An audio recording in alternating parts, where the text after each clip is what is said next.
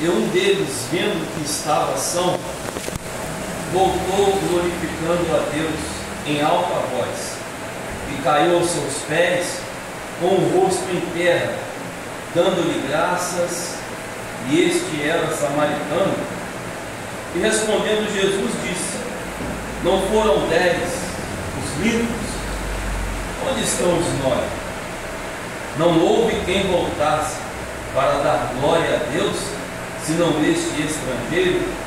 E disse-lhe: levanta-te e vai, a tua fé te salvou. Pode me sentar, meus irmãos? Eu quero louvar a Deus essa noite, em nome de Jesus, pela toda a sociedade masculina. Quero agradecer a Deus ao meu amigo Diácono Rafael, a confiança, o Diácono Roberto, o pastor Samuel. Louvado seja Deus, em nome de Jesus, por essa oportunidade de podermos estar aqui nesta noite.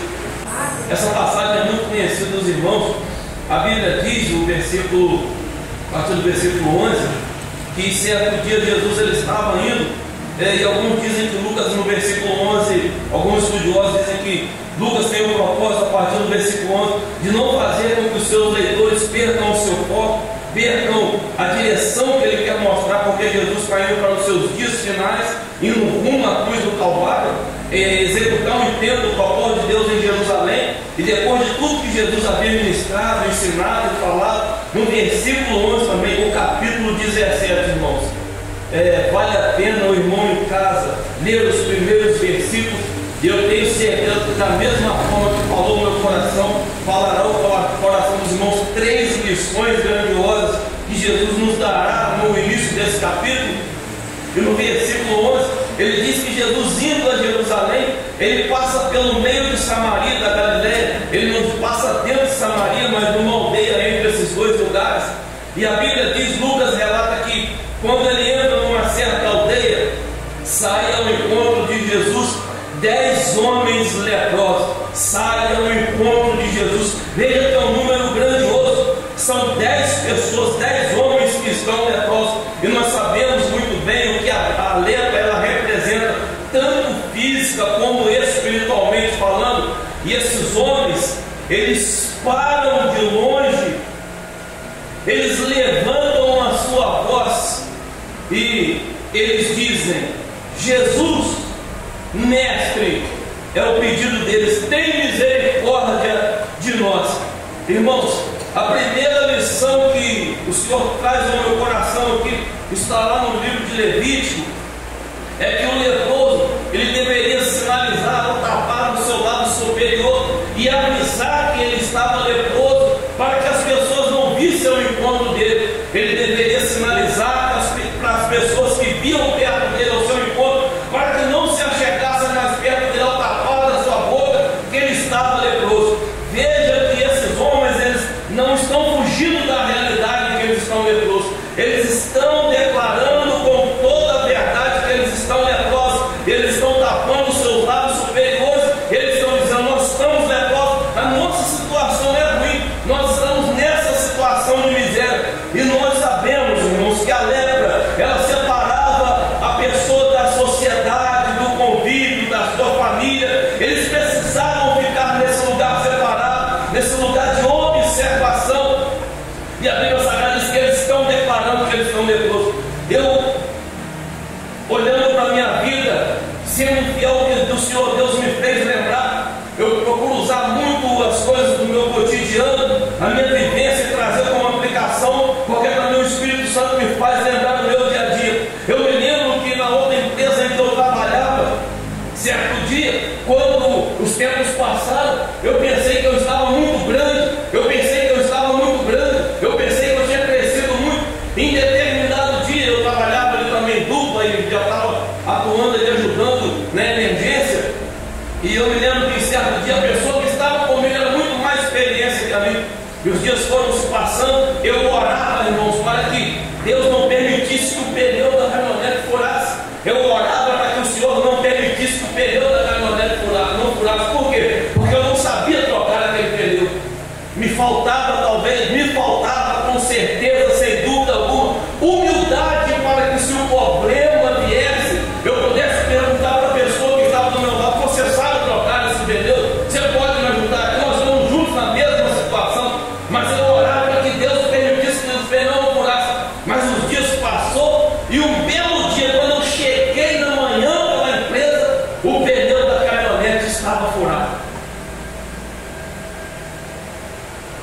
Eu disse: o que eu vou fazer agora?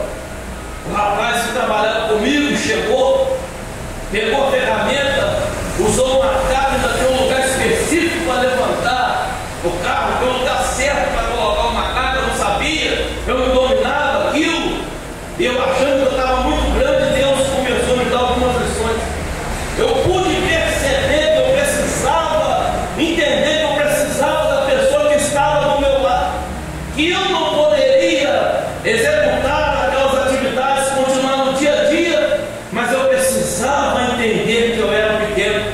Usando essa palavra, eu precisava olhar para mim mesmo, entender que eu não teria o domínio de tudo, por mais que eu servisse a Deus, por mais que eu tivesse a presença do Senhor na minha vida, eu também estava, eu precisava declarar como esses leprosos, tapar o meu lado superior e dizer: eu preciso de ajuda. Eu precisava tapar, através de eu pedir ajuda, de eu pedir que alguém se estendesse as mãos para mim e dizer: eu preciso de você que está do meu lado. Irmãos, nós não podemos fugir da realidade a qual o apóstolo Paulo escreveu aos Romanos. Ele disse que todos pecaram e todos estão destituídos, estão nus diante de Deus. A glória outrora que estava sobre nós, embora Deus agora está restaurando essa glória, mas a glória que outrora estava lá no jardim do Éden, que foi embora, que Deus quer restaurar, implica nos dizer nessa noite que nós carecemos da ajuda do ser humano que está do nosso lado. Nós precisamos olhar e enxergar as nossas debilidades, as nossas fraquezas, as nossas limitações, e muitas das vezes talvez Deus permitirá que nós conseguiremos enxergar essas verdades no momento em que talvez, meu irmão, com todo o respeito, você como eu pensar que nós somos grandes demais e não precisamos de ajuda, mas com todo respeito e amor e humildade nessa noite, nós somos pequenos. Oh, glória a Deus! Nós precisamos de ajuda. Ainda há um mal que habita em nós. O profeta Isaías, ele declara que todas as nossas justiças, elas são como um trapo de imundícia. Eles estavam lá no superior, eles estão leprosos, aí agora eles chegam até Jesus, eles levantam a sua voz, porque tudo indica que eles sabiam quem era Jesus, eles já haviam ouvido falar de Jesus, quem sabe até visto ele operar milagre, quem sabe até em outro momento eles até andaram com Jesus, mas eles agora chegam dizendo: mestre, mestre. E quando eles gritam aqui, está relacionado ao mesmo termo de se voltar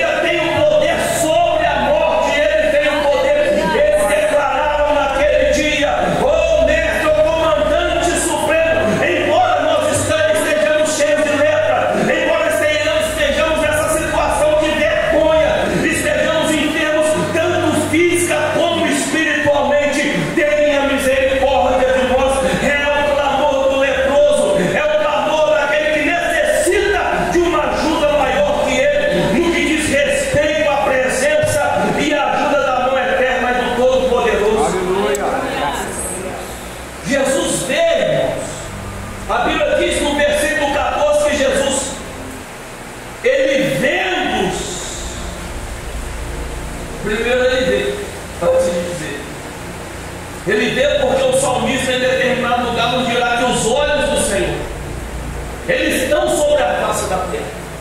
Os olhos do Senhor, Ele está sobre a face da terra. E em determinado lugar o salmista dirá que Ele separou para si aquele que lhe é querido. O Senhor o ouvirá quando Ele clamar para Ele. Ele vê e olha para eles a situação daqueles 10 leprosos. Veja que é como um hospital, é como uma ala num lugar de enfermaria, em que existe um grande número de pessoas enfermas. E o próprio amado da nossa alma, Ele nos dirá: não necessitam de médico. Os que estão bem, os que se sentem que estão bem, que não precisam, mas necessitam de médico. Todos aqueles que estão enfermos. A enfermidade ainda do pecado habita na nossa vida. Talvez você que esteja sentado no banco da sua casa nessa noite, ouvindo a palavra de Deus nessa noite, nós queremos declarar nessa noite que você também precisa de Jesus Cristo, que você também precisa receber o perdão dos pecados na sua vida. Ele veio e Ele agora dirige a palavra para eles: ide e mostrai-vos aos sacerdotes.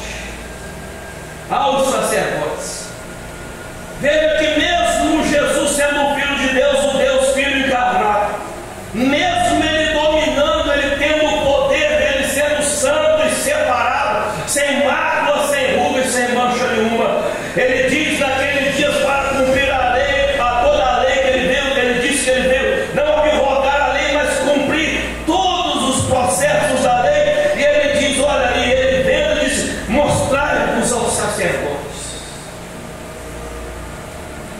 Com todo respeito, meus irmãos, mesmo Ele sendo Jesus, o Filho de Deus, Ele não quebra os princípios. Aleluia. Ele respeita os princípios nos seus dias. E Ele olha para aqueles homens naquela situação, embora ainda enfermos, Ele não libera uma palavra de cura, Ele manda eles irem e se mostrarem aos sacerdotes. É lógico, é certo que esses homens estão demonstrando fé, porque eles irão. É lógico que esses homens estão demonstrando que eles certamente esperam receber algo e que algo acontecerá em suas vidas, porque eles não ficam no mesmo lugar e os 10 deixam o seu lugar e eles irão. Mas Jesus diz: mostrai-vos aos sacerdotes. Eu sei que ao descer desse altar as tentações virão sobre a minha vida, oh glória. Eu sei que ao amanhecer, Deus, o Senhor, permitir que eu levante da minha cama, as tentações virão também, mas eu preciso aplicar isso a mim primeiramente nessa noite. Todos nós que aqui estamos, no Senhor Jesus não quebrou os princípios no seu dia. Nos cabe dizer aqui nessa noite que quem quebra os princípios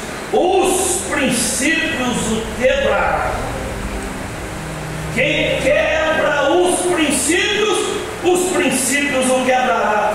Mas nessa noite Deus nos dará força para obedecer.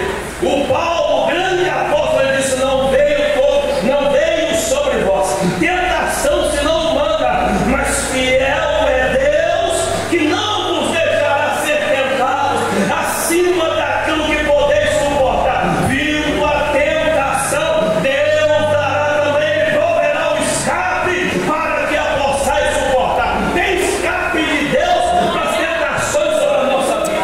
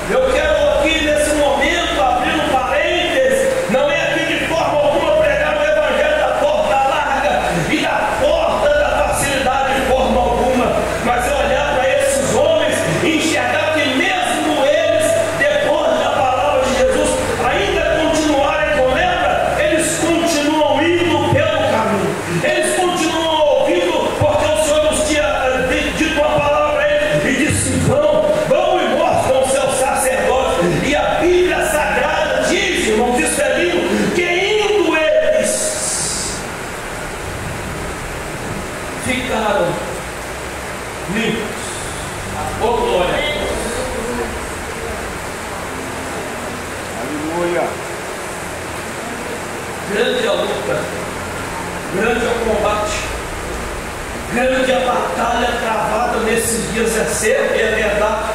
Grande é a batalha que temos travado contra a natureza pecaminosa e debilitada, que ainda ela habita em nós, e só seremos libertos dela naquele grandioso e glorioso dia, quando ouviremos o Senhor nos chamar, e nós encontraremos Ele, estaremos para sempre com Ele, aí estaremos libertos dessa natureza pecaminosa. Mas enquanto isso não acontece, ao deitar na nossa cama, pelas madrugadas, pela noite, ao passar do dia, ali está essa natureza pecaminosa, ainda que está, como o apóstolo Paulo declarou aos Romanos, maldito aquele homem, o corpo do pecado que ele trazia sobre si, a qual não podia se desfazer dele. E no capítulo 7 da sua epístola aos Romanos, ele entra em grande batalha. Uns dizem que ele está se remetendo ao tempo em que ele não servia a Deus,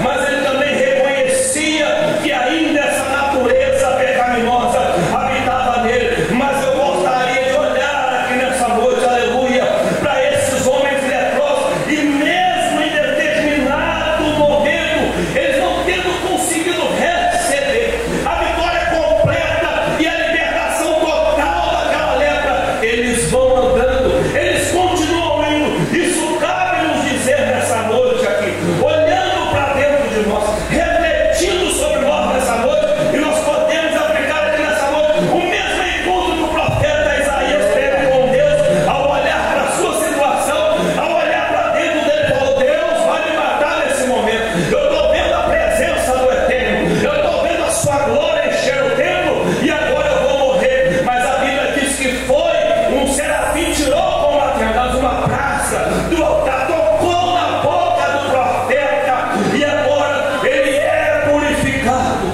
agora ele pode adorar a Deus livremente. Nessa noite, irmão, eu quero dizer pela palavra de Deus, ainda que a guerra esteja travada, ainda que a batalha esteja grande, e talvez você até caiu em pecado, em miséria e em desgraça, mas tem um Deus que levanta aqui nessa noite, aleluia. Tem um Deus perdoador de pecado aqui nessa noite.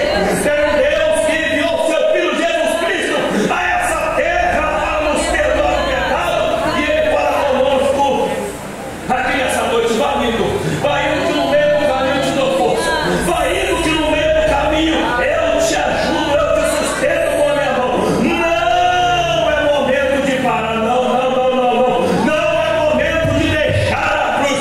Se porventura deixastes a tua cruz para trás nessa noite, o Espírito Santo de Deus colocará sobre os seus ombros nessa noite, e como Simão Sirineu ajudou Jesus a carregar uma cruz do Calvário, o Espírito Santo de Deus, ele te ajuda, ó glória, nessa noite a carregar a sua cruz. Ele te dá força nessa noite, independente qual seja o grau da sua situação e da sua dificuldade, ele te dá força nessa noite.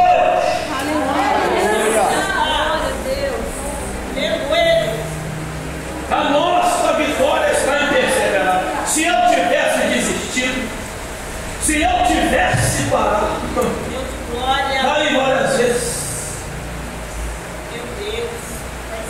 a irmã Zelita falando, não esqueça o nome dessa semana. Meu filho, você é uma árvore, é uma folha seca que caiu, aleluia. É uma folha seca que ficou para trás. Lembra o que disse o rei Davi, rei de Israel? Expulga-me dos pecados que me são ocultos. Às vezes, quando Deus, o Senhor, começa a nos mostrar a nossa realidade, principalmente nos momentos em que nos achegamos a Ele, em que pedimos: Deus, me mostra como eu estou diante do Senhor. Ele começa a nos mostrar a realidade. Lembra do homem chamado Pedro? Ele pensou que ele estava muito firme,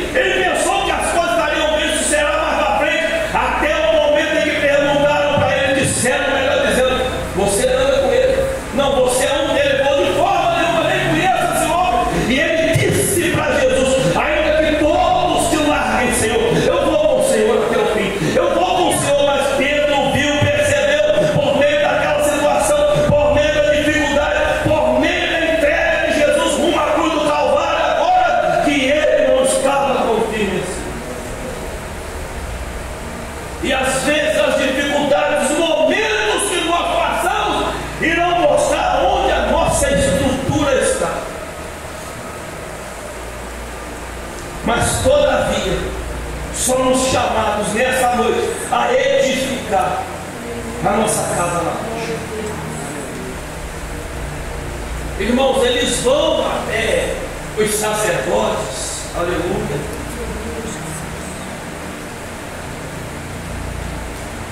só que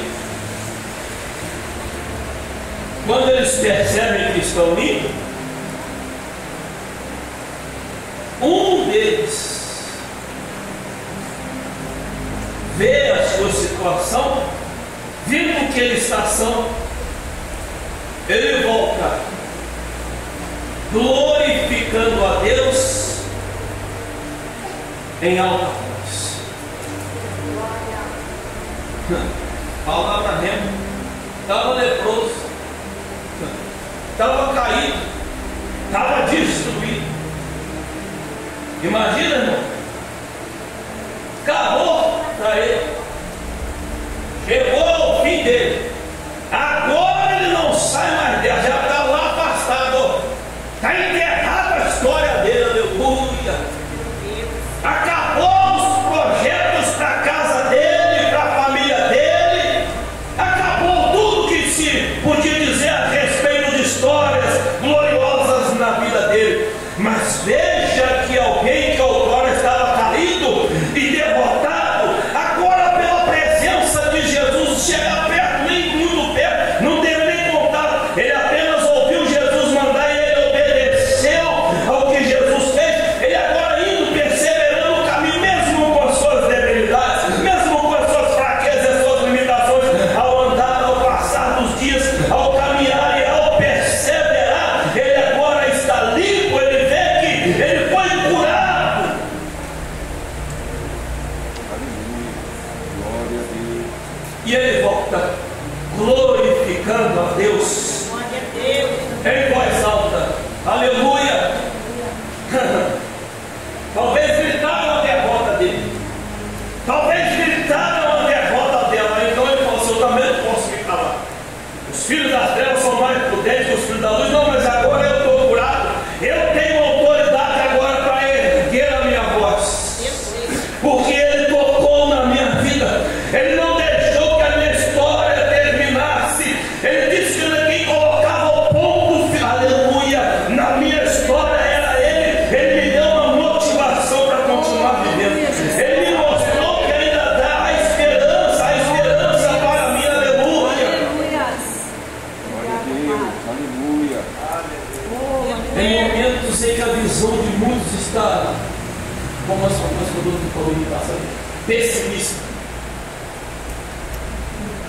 Meu termo, o contrário de pessimista, é otimista, que o senhor falou. No momento em que a visão de muitos estão pessimista, só no que diz respeito às desgraças, o Senhor está falando conosco nessa noite.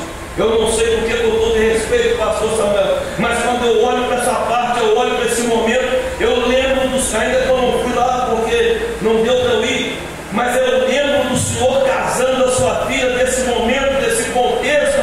Ainda que muitas pessoas estão se destruindo, ainda que muitas pessoas estão com o seu olhar voltado para a desgraça, existe alguém que está casando a sua filha, que está dizendo que ainda vale a pena permanecer nos projetos de Deus, que Deus, o Senhor, ainda é o Deus da família, que Deus ainda faz parte, Ele está dentro da família. Quando eu olho o Senhor casando a sua filha, e com certeza ela está lá bem, está feliz na graça de Deus, sua família vai crescer e prosperar. Eu vejo tempo que o Senhor orava por ela, pelas madrugadas que o Senhor falava. Isso nos fala, irmão, de esperança.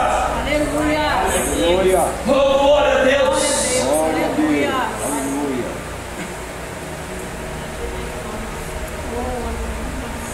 Eu profetizo por essa palavra aqui, que alguém que estava se sentindo derrotado, que alguém que estava se sentindo jogado, lançado na sarjeta, o Senhor Jesus mudará a sua sorte, o Senhor Jesus virará o seu cativeiro. Mas persevera, mas continua indo, mas continua em direção à voz dele. Ele vem gritando em alta voz, ele reconhece.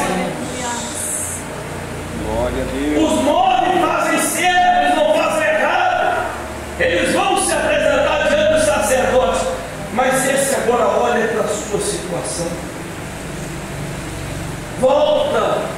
perto de Jesus e cai aos seus pés.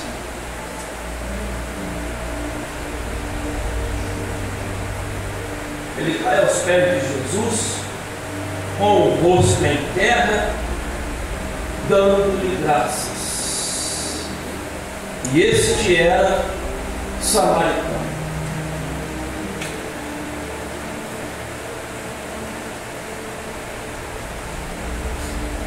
Os entendidos dizem, ainda que eles não falam de forma assertiva, com certeza, que os outros 9 eram judeus, eles pensam ser desses judeus, ao passo que Jesus dirá, mas só volta um estrangeiro. Eles interpretam dessa maneira, não temos de forma assertiva que os 9 eram judeus, mas nós podemos tirar uma aplicação aqui. Ele cai aos pés de Jesus, com o rosto em terra. Ele está sendo grato a Jesus pelo que Jesus havia feito na vida dele.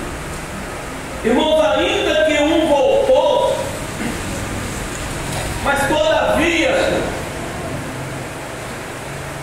eles já tinham na sua época, como escritura, o louvor do Salmo 103. Quem sabe aquele dia eles podiam formar um conjunto, olhar para o que o salmista no Salmo 103 cantou: bendize, ó minha alma, ao Senhor, e tudo que é em mim bendiga o teu santo nome. Bendize, ó minha alma, ao Senhor, e não te esqueças de nenhum dos seus benefícios. Bendize, ó minha alma, ao Senhor, porque aí ele nos dirá no verso 3: é Ele quem perdoa todas as tuas iniquidades e sara todas as tuas enfermidades. Não te esqueças de nenhum dos benefícios do Senhor. Oh, glória! Deus tem feito coisas grandes na sua vida. Quem sabe tem chegado no seu arraial a palavra da murmuração, a palavra da reclamação, mas o Espírito Santo nos faz lembrar aqui nessa noite do Salmo 103. Oh, irmão, não é bajulação nenhuma, mas eu sempre vejo que o pastor Samuel olhando e dizendo: eu tenho uma casa lá no bairro Gabri, talvez para muitos pareçam que sejam simples, aleluia, pastor, mas eu vejo o Senhor falando com graça, com alegria, com contentamento, aquilo que o Senhor te deu força para conquistar. Então seja grato ao que Deus tem te dado, use as coisas que Deus tem te dado com sabedoria. Parece que é pequeno, Deus pode fazer crescer e aumentar, mas nessa noite seja grato. O lugar da pessoa que é grata é aos pés de Jesus. O lugar da pessoa que é grata a Jesus é com o rosto em terra, fazendo o que? Agradecendo a Ele. Deus, glória ao Senhor, glória a Deus, o diácono Roberto, agradecendo a Deus aqui nessa noite. Olha que lição o servo do Senhor está fazendo, porque nós talvez, irmãos, estávamos machucados, feridos pela lepra da ingratidão. Mas existe um que é grato, e veja que não é a maioria que volta para agradecer, e é uma minoria que volta para agradecer. Mas veja que os 10 foram curados fisicamente, veja que os 10 foram curados, veja que todo o hospital que estava enfermo foi curado. Eu tenho uma palavra, se você crê nessa noite, eu tenho certeza que Deus, o Senhor, tocará e visitará cada um de nós que estamos aqui nessa noite. Os 10 foram curados, ninguém foi de mãos vazias. Aleluia. E respondendo-lhe Jesus disse: não foram 10 os limpos? E onde estão os 9? Os 9, veja que ele se preocupa com a gratidão. Veja que ele se preocupa com o retorno. Porque qual foi o retorno que o leproso, o ex-leproso deu? Ele voltou glorificando a Deus. Ele voltou glorificando a Deus. O que você quer dizer com isso, rapaz? O Salmo 51, o verso 17, Depois que ele percebeu e ele buscou, queria agradar a Deus depois da sua falha, da sua fraqueza, o grande rei Davi, o rei de Israel, disse: os sacrifícios para Deus, o que agrada ao Eterno, são o espírito quebrantado e contrito, arrependido. A esse que está arrependido, ao que está contrito, de maneira nenhuma Deus o despreza. Deus não despreza quem se arrepende. Deus não despreza quem volta atrás. É difícil talvez, se não olhar com um olhar de graça para a vida do rei Davi, né? Diante de tudo que ele fez, entender que ele era um homem segundo o coração de Deus. Porque quando Deus mostrava para ele a sua situação: pequei contra o Senhor, pequei contra o meu Deus. Arranca o reino, arranca o trono, arranca o que tiver de arrancar, mas não retires de mim o teu Espírito Santo. Não retire de mim o teu Espírito Santo. Não houve quem voltasse para dar glória a Deus, senão este estrangeiro, e disse-lhe: levanta-te e vai, a tua fé te salvou. Ele volta para agradecer a Deus pela cura física. Ele volta dando testemunho a todos que estão ao seu redor que Deus, o Senhor, havia operado na vida dele. E o Senhor vê que ele volta, que ele é agradecido, que ele se humilha, que ele é grato a Deus. O Senhor olha para ele agora e concede a ele a maior vitória. Ele disse: levanta-te e vai, a tua fé te salvou. Agora você receberá a salvação da sua alma. Agora você receberá o perdão dos seus pecados. Aleluia. Hoje, os 9 fizeram certo, depois foram sacerdotes e se apresentaram para cumprir a lei. Eu me lembrei da palavra que você pregou aqui do Vale do Nosso Centro. A palavra ouve, ecoou lá naquele Vale do Nosso Centro. Você imagina Jesus falando aquele dia: cadê os 9? Quem está perguntando pelos 9 é Jesus. Veio quando ele disse: Lázaro. O morto ouviu a voz de Jesus e saiu daquela situação de desgraça e veio com glória para fora. Aleluia. Irmão, ouvindo o louvor nessa noite, que a palavra de Deus, ela tem o poder de nos ressuscitar nessa noite, de nos colocar de pé nessa noite, ó glória. Eu encerro a minha fala aqui olhando para esses 9 homens que não voltaram para agradecer ao Senhor. E eu aplico aqui o que Salomão, irmão Renato, fez no capítulo 2 do livro do pregador, que ele se intitula como pregador naquele livro, em que ele fez um propósito, um projeto de buscar a verdadeira felicidade. Ele foi nas mulheres, ele buscou felicidade, mas ele não encontrou felicidade nas mulheres, ao ponto daquele homem ter 700 mulheres e 300 concubinas.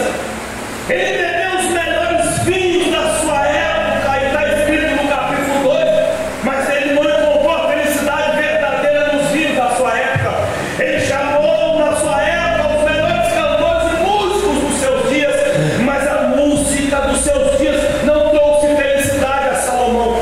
Ele plantou um jardim remontando a beleza que estava no Éden, mas mesmo no seu jardim belo, ele não encontrou felicidade.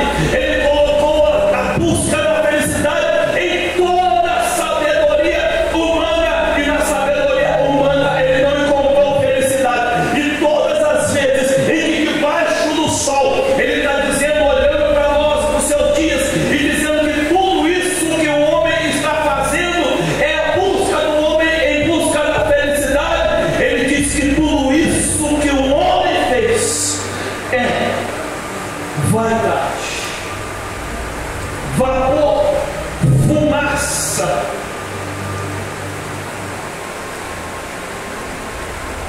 Mas no capítulo, parece que é o 9 ou 10, ele dirá: depois de tudo, Ele nos ensinará a usar aquilo que nós podemos usar, para não cair em dois extremos, não deixar as coisas que Deus quer que desfrutemos dela com sabedoria e não focarmos ao ponto de deixarmos a presença do Eterno.